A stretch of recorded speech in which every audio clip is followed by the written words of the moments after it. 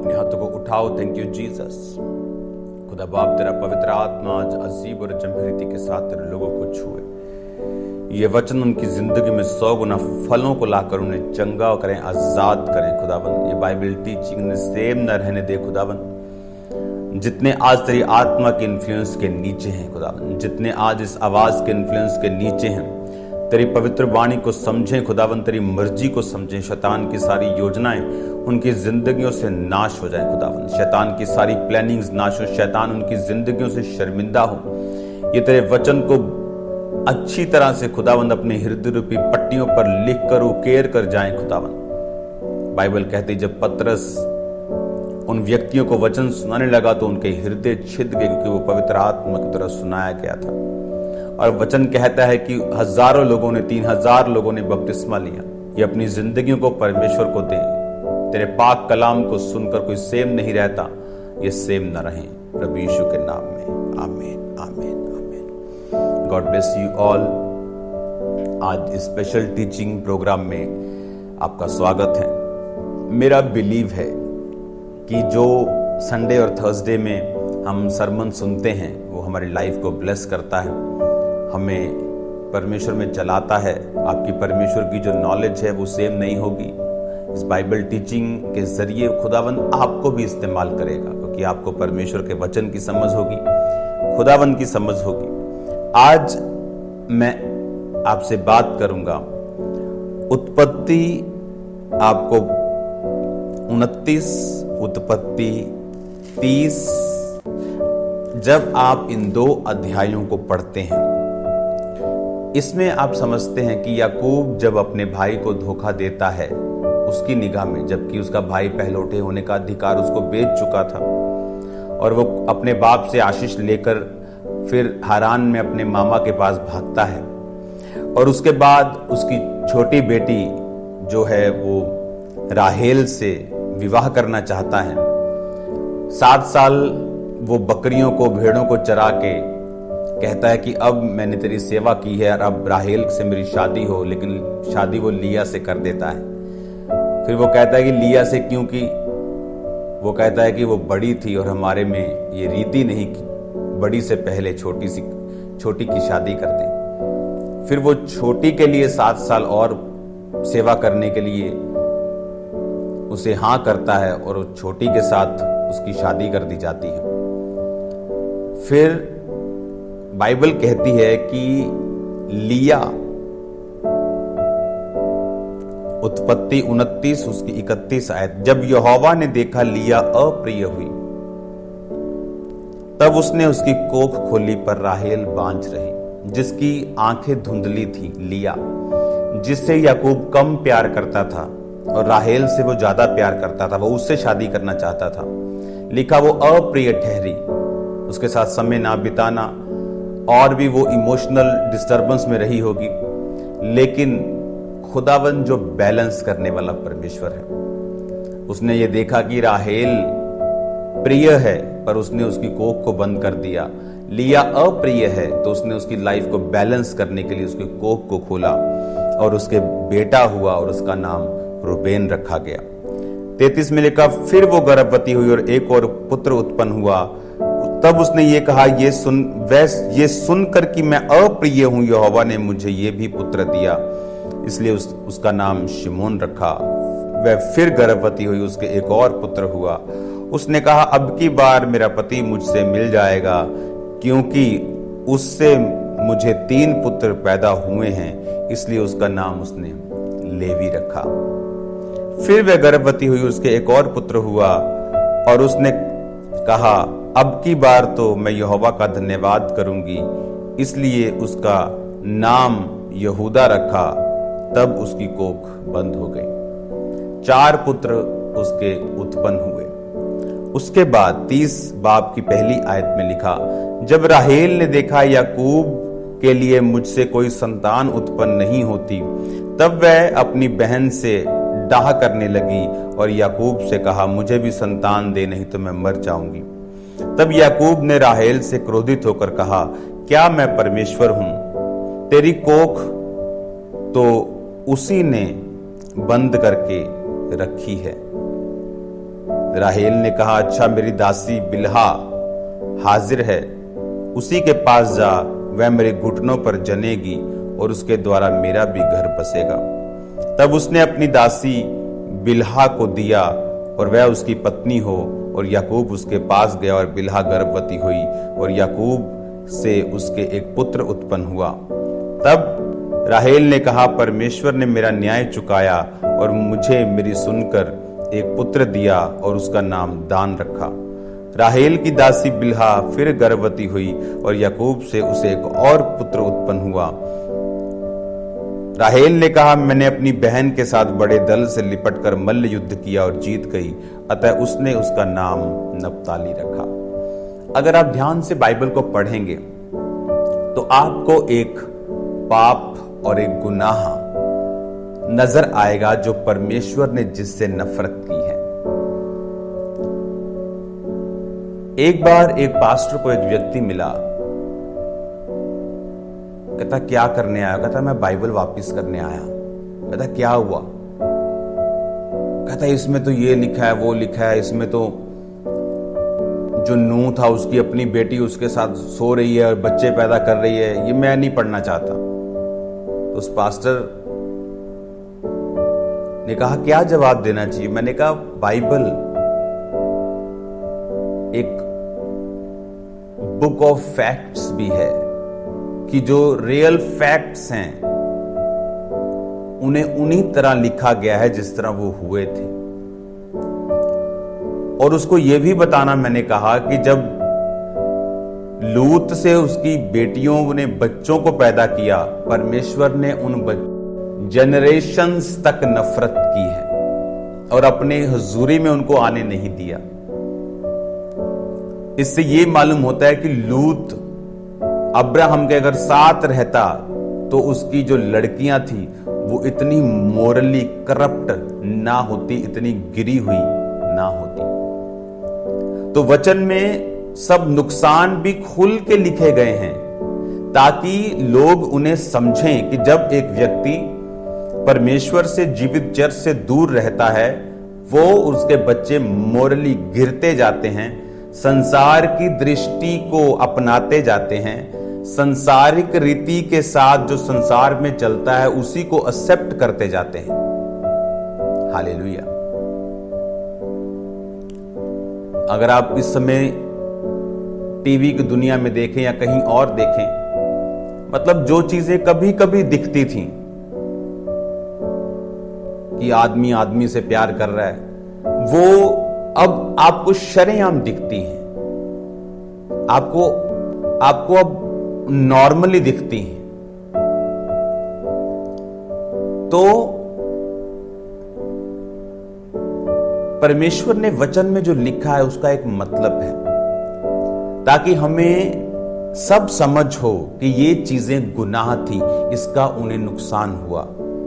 परमेश्वर ने जो बच्चे लूत की बेटियों से जन्मे, मोआबी, अम्मोन वंशी, उन्हें कभी अपनी प्रेजेंस में नहीं आने दिया कि कोई मोआबी और अम्मोनी मेरी हुजूरी में ना आने पाए। खुदा ने पाप से नफरत की थी, है और वो करता रहेगा, क्योंकि वचन कहता है उसके जैसा पवित्र पूरी दुनिया में कहीं नहीं है। ऐसा कोई परमेश्वर नहीं। प्रभु यीशु मसीह जब इंसानी रूप में इस धरती पर थे, उन्होंने कोई गर्लफ्रेंड नहीं बनाई, कोई शादी नहीं की, कोई मैरिज नहीं की, कोई बच्चे नहीं थे। बाइबल कहती है वो जवानी की पीक पर 33.5 साल की उम्र में क्रूस पर अपनी जवानी के उस लहू को बहा के आपके लिए और मेरे लिए, ताकि हम उस पवित्र परमेश्वर के नजदीक जा सकें। हालेलुया। यहोवा परमेश्वर के दूत जो कहते हैं पवित्र पवित्र पवित्र सेनाओं का यहोवा, वो प्रेमी प्रेमी क्यों नहीं कहते? क्योंकि पवित्रता ही परमेश्वर का एक गुण है, वो खुद परमेश्वर है, पवित्रता ही। और इस वचन से हमें क्या समझ आती है? आप जानते हैं इस दुनिया में सबसे पहला गुनाह कौन सा था? आप बोलेंगे अनाज्ञाकारिता।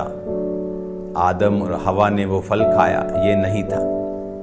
इस दुनिया में सबसे बड़ा गुनाह और पहला गुनाह रेबिलियन था, रेबिलियस होना, उपद्रवी होना, विरोधी हो जाना, जो कि शैतान ने, लूसीफर ने प्रभु यहोवा के खिलाफ किया था। वो विद्रोही हो गया था और वचन कहता है, उसने कहा कि मैं प्रभु से भी ऊंचा सिंहासन बनाऊंगा, मैं आराधना ना करूंगा तो कौन करेगा। ये इस सृष्टि का सबसे पहला और सबसे भारी गुनाह था। आज अगर आप वचन में देखेंगे तो कौन सा ऐसा पाप है जो सबसे बड़ा है? आप बोलेंगे व्यभिचार, चोरी, हत्या, लेकिन जो उपद्रव है, जो विद्रोही होना है, ये भी सबसे बड़े पापों में से एक पाप है। आप अगर ध्यान से बाइबल को पढ़ेंगे तो आप देखेंगे कि जब राहेल के बच्चा नहीं हुआ, उसने अपनी दासी को उसे दिया। पुराने नियम में एक से ज्यादा शादियां जो थी वो अलाउड थी। अभी तक कोई वचन नहीं था, अभी तक कोई हुक्म नहीं था परमेश्वर का। लेकिन अब नए नियम में परमेश्वर कहता है कि परमेश्वर ने नर और नारी को बनाया, वो तलाक ना लें, वो एक मन रहें, एक पत्नी हो। अब नए नियम में अलग है, लेकिन पुराने नियम में ऐसा नहीं था। अगर आप देखें तो जब अब्राहम को सारा ने अपनी दासी दी थी तो सारा ने उस दासी और उसके पुत्र को निकाल दिया था। लेकिन राहेल ने भी अपनी दासी दी और लिया ने भी अपनी दासी दी और दो दो बेटे उनसे भी हुए। और इजराइल के 12 गोत्रों में वो चारों शामिल हैं। लिया के 6 बेटे, राहेल के 2 बेटे, 6 2 8। राहेल की जो दासी थी उसके भी 2 हैं और जिसका नाम है बिल्हा। और जो लिया की दासी थी जिल्पा, उसके भी 2 थे। आपने ये नोटिस किया होगा कि इश्माइल जो है, जो कि सारा की दासी हाजिरा का बेटा था, जो अब्राहम से हुआ था, वो वंशों में शामिल नहीं हुआ, वो ब्लड लाइन में शामिल नहीं हुआ, वो उनके साथ नहीं रह पाया। लेकिन ये सब साथ रह पाए क्योंकि रीजन ये था, वचन ये कहता है, आप सुन चुके होंगे पुरानी टीचिंग्स में, कि जब सारा ने अपनी दासी को अब्राहम को दिया और वो गर्भवती हुई तो बाइबल कहती है वो सारा को अपनी दृष्टि में तुच्छ समझने लगी,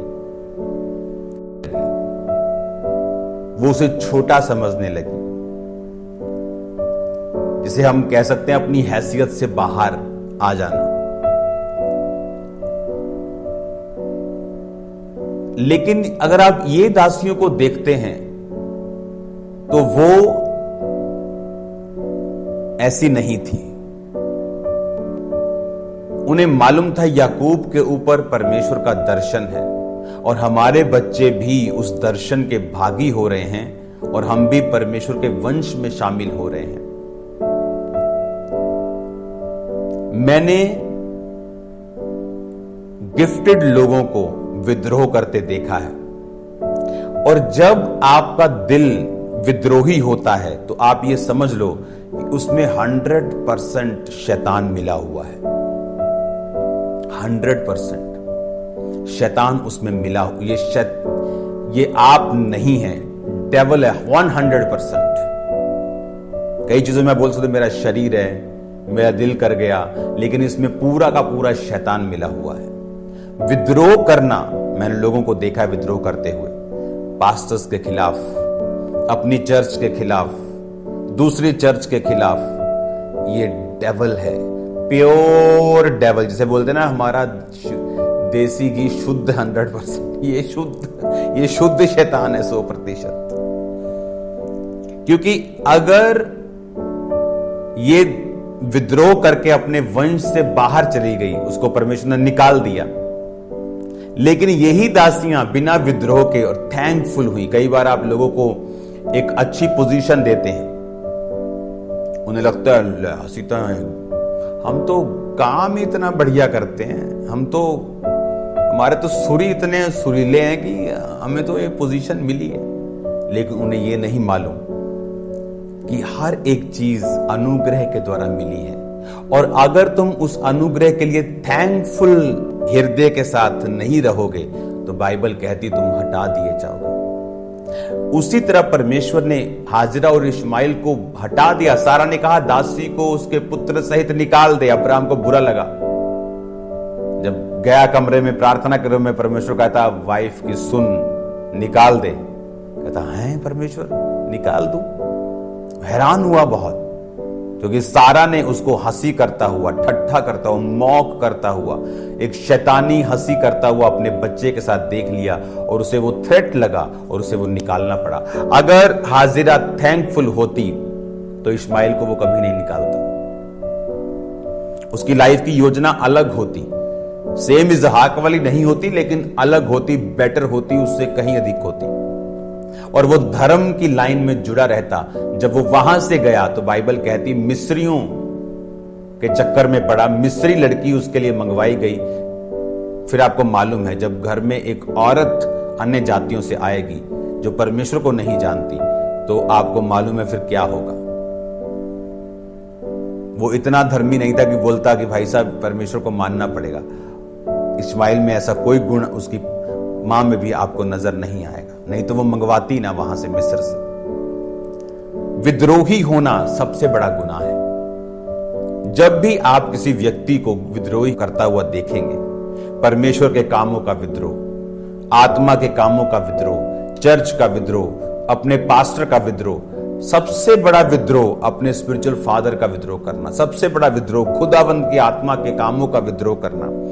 और ये गुनाह ऐसे हैं जो आपको सदा के लिए उस लाइन से, उस ग्रेस से जो आपकी लाइफ पर थी, खत्म कर देते हैं। आप दोबारा कभी उस ग्रेस में नहीं आ पाते।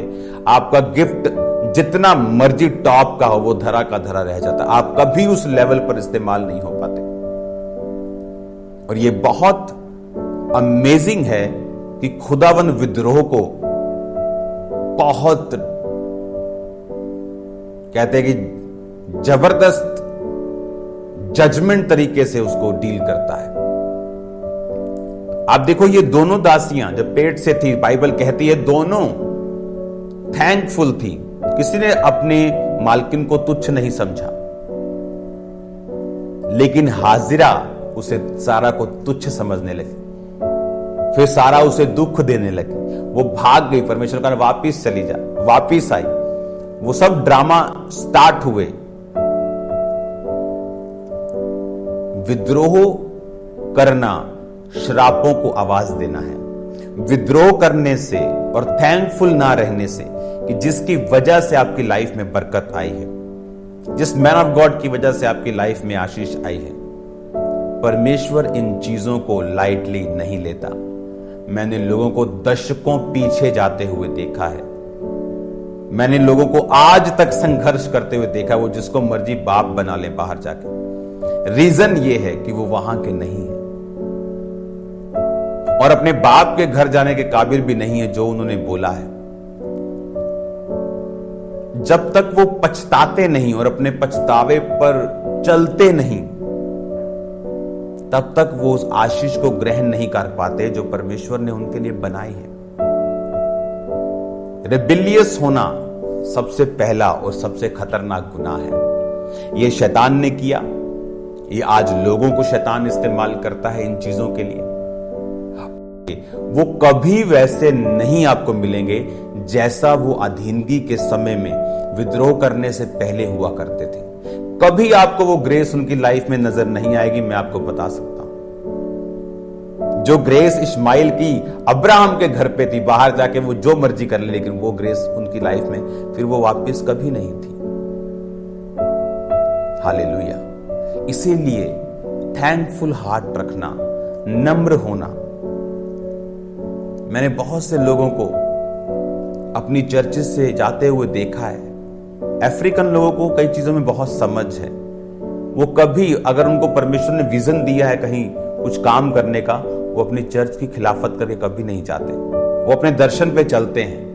मैं भी किसी से निकला हूं, लेकिन मैंने कभी भी ऐसे इंटेंशनली कि मैं उनको खा जाऊं, जबकि बहुत कुछ विरोध मैंने सहा, लेकिन मेरा टारगेट अलग था। मुझे मालूम था कि मेरे अंदर से एक चर्च जन्म लेना चाहती है। मैं अपनी उस विजन पे फोकस रखकर मैं आगे बढ़ता रहा। आज लोगों को अकल नहीं है, बुद्धि की कमी है, मंद बुद्धि हैं लोग जो विद्रोह के रास्ते पर चलकर अपनी सारी जिंदगी का नाश कर लेते हैं। क्यों? घमंड। गिरने से पहले घमंड, उठने से पहले नम्रता आती है, वचन कहता है। आज घमंड की वजह से अपने गिफ्ट का, अपनी ब्लेसिंग का लोग गिर जाते हैं, और फिर उन्हें मालूम होती कि ये सब ब्लेसिंग्स उसी सेवा के कारण थी, उसी ग्रेस के कारण थी जिस ग्रेस के मैं नीचे था।